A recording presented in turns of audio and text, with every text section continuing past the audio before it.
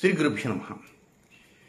ఈ 2024వ సంవత్సరంలో ఏప్రిల్ 23వ తేదీ దగ్గర నుంచే అనేక గ్రహ సంచార స్థితిగతులు వ్యతిరేకంగా 1 by 1 మారుతున్నాయి. ఈ కోణంలోనే మే 18-19 తారీఖులో ఏం జరగబోతున్నది అనేటువంటి వీడియో చేయాలనుకున్నా, కానీ కావాలనే చేయలేదు. ఎందుకంటే నాకే ధైర్యం చాలే. ఇన్ కేస్ ఆ గ్రహ సంచార స్థితిగతిని గురించి కనుక నేను తెలియజేస్తే చాలామంది భయపడేవారు ఉంటారు. వారికి ఏం కాకపోయినప్పటికీ ఒక ఆందోళన అనేది ప్రారంభమవుతుంది. అందుకే సింపుల్గానే దాని గురించి చెప్పాలనుకుంటున్నాను. అయితే ఇక్కడ ముఖ్యంగా మే 19వ తేదీ ఏం జరిగింది అని తెలుసుకోవడానికి ప్రయత్నం చేద్దాం. మీనరాశిలో కుజరాహువులు కలిశారు. ఎప్పుడు కలిశారు? మే 19వ తేదీన. ఆ కుజుడు రాహు ఈ రెండు కూడా పరస్పర శత్రుత్వ గ్రహాలు. అదొక జలరాశి. ఆ తర్వాత 1 by 1 గ్రహ సంచారం ప్రారంభమవుతుంది. ఇప్పుడు ఇది చెప్పాలనేటువంటి నిర్ణయానికి వచ్చారు. అయితే ఆ కుజరాహువులు కలిసిన కారణంగా ప్రభావం ఏమి ఉంటుంది అని అనుకోవచ్చు. అనేక దేశాల మీద దాని ప్రభావం కూడా చూపించింది. దుబాయ్లో ఉన్నపలంగా భారీ వర్షాలతో కురిసినటువంటి వివరం మీకు తెలుసు. అలాగే కొన్ని దేశాల్లో కూడా కురిసింది. భారతదేశంలో ఎన్నడూ లేనంత విధంగా తారాస్థాయిలో ఉష్ణోగ్రతలు. కనుక ఇవన్నీ కూడా అనుభవిస్తున్నాం. ఇక దీనికి ముగింపుగా కూడా కొంత గ్రహ సంచారం జరగబోతుంది. అదేమిటంటే, నాకు తెలిసి ఈ గ్రహ సంచార స్థితిగతి కొన్ని వేలాది సంవత్సరాల క్రితమే జరిగి ఉంటుంది అని అనుకుంటున్నాను. ఊహలకి అందే విధంగా లేదు ఈ గ్రహ సంచారం. ఏమిటి గ్రహ సంచారం? ఒక రాశి పైన అనేక గ్రహాల యొక్క చూపులు పడుతున్నాయి.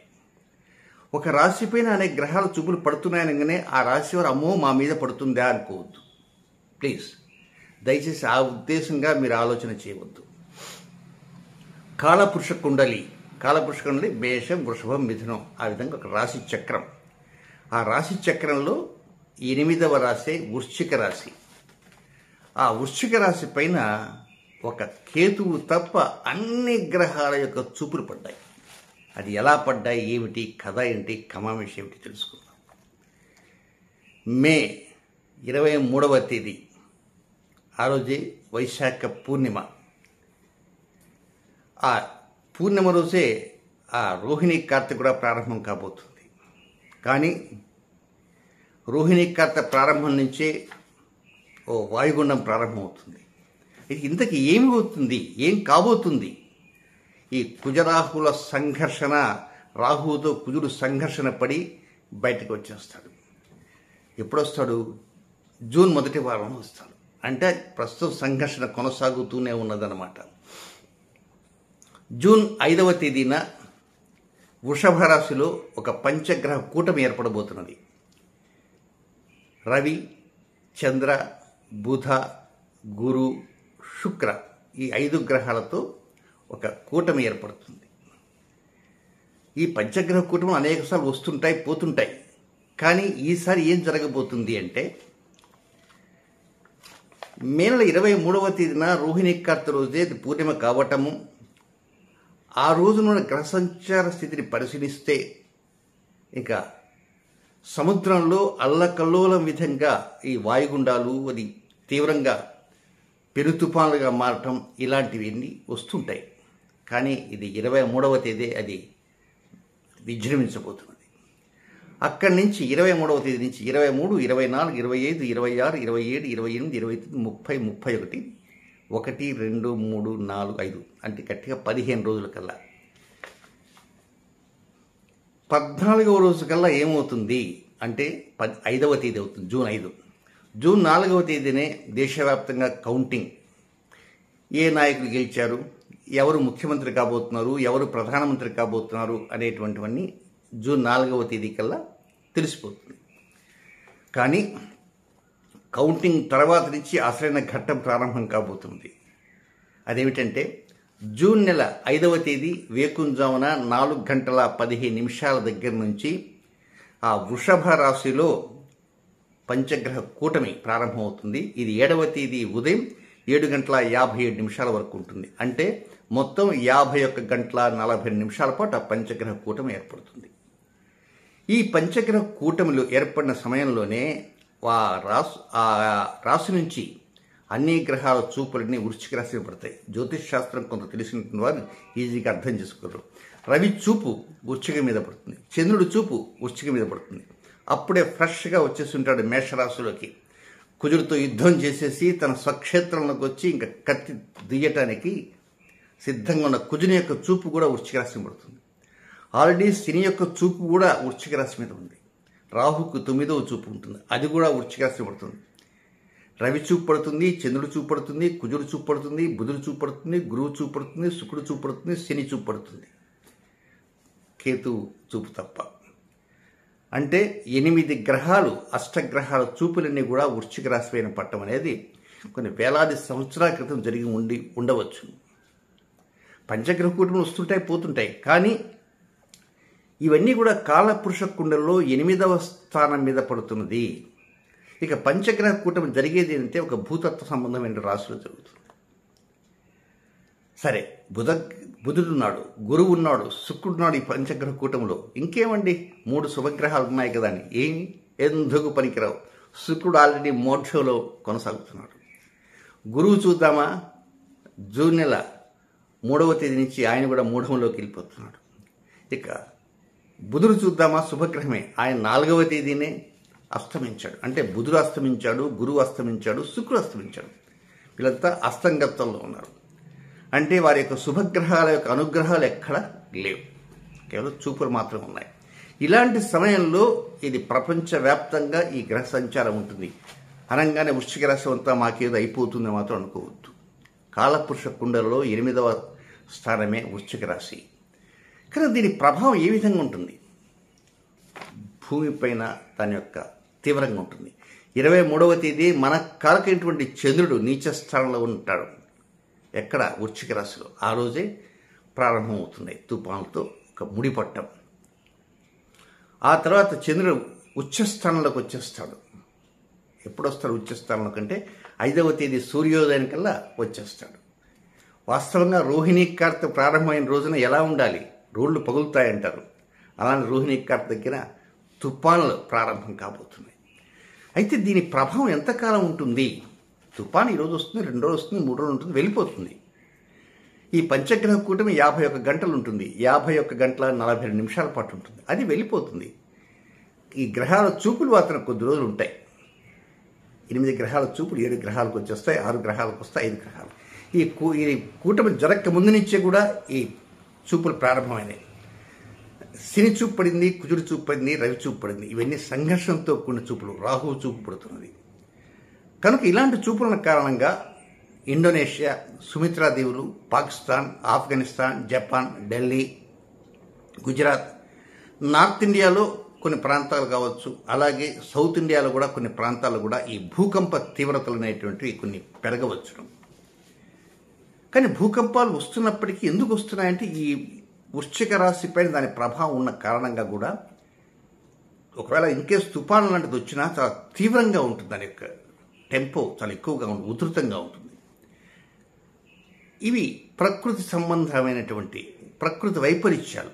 ఇవి కాక మనకు కాకేటువంటి చంద్రుడు ఉచ్చస్థానంలో ఉండి ఆ పంచగ్రహ కూటమి జరుగుతున్నటువంటి ఈ సమయంలోనే 4వ తేదీ ఎలక్షన్స్ రిజల్ట్స్ వచ్చేస్తాయి. ఎప్పుడైతే ఈ రిజల్ట్స్ వస్తాయో ఆ 2వ రోజు నుంచి ఓడిపోయినటువంటి వారు వారి మనసులు చాలా బాధగా ఉండటం కాకుండా వారిలో ఒక రాజకీయ కక్ష అనేది ప్రారంభమవుతుంటుంది. అంటే వీటితో పాటు కొంత తీవ్రవాదం, వ్యతిరేకవాదం, ఇవన్నీ కూడా ఈ 5వ తేదీ నుంచే ప్రారంభం కాబోతుంది. ఒకవైపు ప్రకృతి వైపరీత్యాల ఘట్టం ఒకవైపు ఉంటే దేశం మీద కావచ్చు, ప్రపంచం మీద కావచ్చు, ఈ విధంగా మనుషుల్లో కూడా కొంత ఆగ్రహ జ్వాలలు పెరిగేటువంటి కక్షలు, కార్పణ్యాలతో కొంత పెట్టిపోతుంటాయి.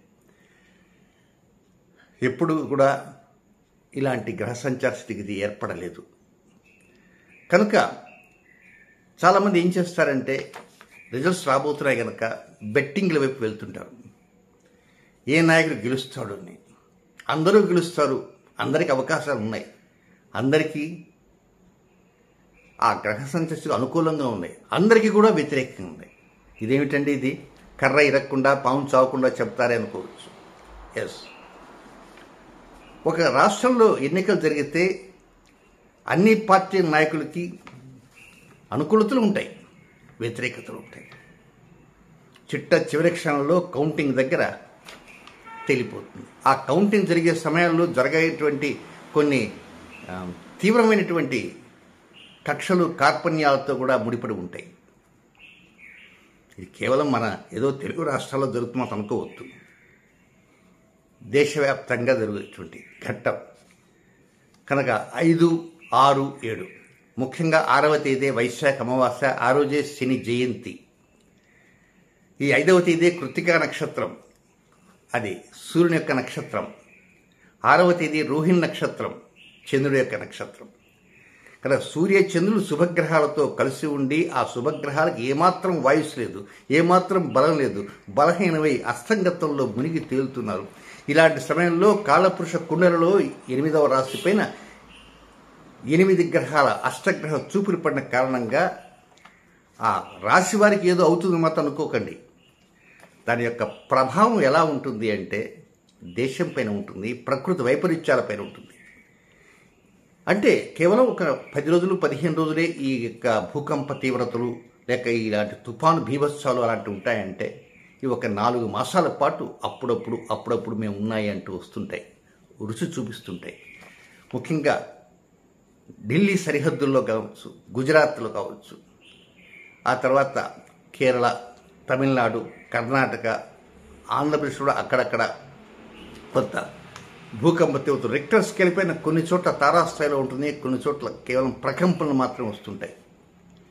ఈ ప్రకంపనతో పాటు ప్రకృతి వైపరీత్యాలు, అందువలన ప్రయాణాలు వెళ్ళేటువంటి వారు కొన్ని జాగ్రత్తలుగా ప్రభుత్వం వారు చెప్పేటువంటి వాతావరణ శాఖ వారు ఇచ్చేటువంటి నిర్ణయాల ప్రకారమే మీ ప్రయాణాలు పెట్టుకోవడానికి ప్రయత్నం చేయండి. మూర్ఖంగా మాత్రం వెళ్ళేవారు కొంతమంది ఉంటారు, అదేం చేస్తుందో తుఫాను అనుకోవచ్చు. కానీ కొన్ని జాగ్రత్తలు అంటూ మనం తీసుకోవాలి. వీటితో పాటు ఈ 12 రాష్ట్రాల్లో జన్మించినటువంటి జాతకులు ఉంటారు, అలాంటి వారు కూడా మరికొన్ని జాగ్రత్తలు అంటూ తీసుకోవాలి. ఎలాంటి జాగ్రత్తలు తీసుకోవాలి వారు అంటే కొన్ని వివరాలు అనేవి నేను బీ పార్ట్లో చెప్తాను. ముఖ్యంగా 12 రాష్ట్రాల వారు తమ మనసును మాత్రం కంట్రోల్లో పెట్టుకోవాలి. మనసుని కంట్రోల్లో పెట్టుకోవాలి. ఆవేశాలకు వెళ్ళకూడదు. బీపీ ఉన్నటువంటి వారు చాలా జాగ్రత్తగా ఉండాలి. అది లో బీపీ కావచ్చు, హై బీపీ కావచ్చు. టెన్షన్ పడకండి. ఇది రాసులపైన ఏదో తీవ్రంగా ప్రభావాలు చూపుతాయని మాత్రం అనుకోకండి. ఇది కాలపురుష కుండల్లో 8వ స్థానం. ప్రకృతి పైన దీని యొక్క ప్రభావం ఉంటుంది